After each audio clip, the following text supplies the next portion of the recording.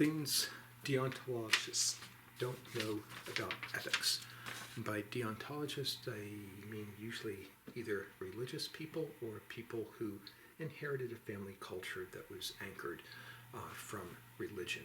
One of the first things is pragmatism, which is adjacent to utilitarian ethics, where you want to do or should do the most good and the least harm for the most people. This is often featured in triage, where you essentially have a trolley problem. Which people you can save, which people you can't. There's also an issue of indirect charity. Deontologists versus affected altruists tend to want to help the near person. People who are more utilitarian, like the effective altruism movement, don't really care about the individual.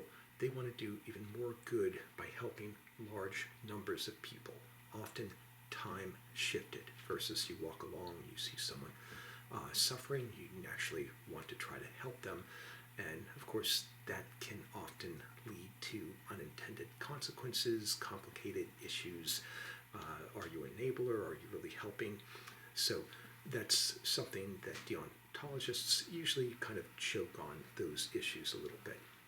There's often a common thing that they have of thinking that religion has a monopoly on truth. This simply, on ethics and goodness, this simply isn't true. If you look at large gatherings of mostly atheist scientists, you don't see them doing nearly the harm that maybe hardline evangelicals would.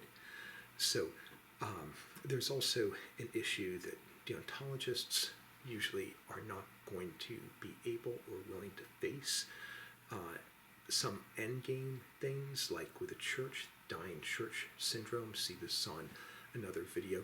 Most church people I know who are in this syndrome, where there's no recovery, aren't even willing to discuss being in a syndrome where most of your efforts really don't do the stated good for your religion. So this is just an overview. I don't mean to dunk on religionists or atheists or any group.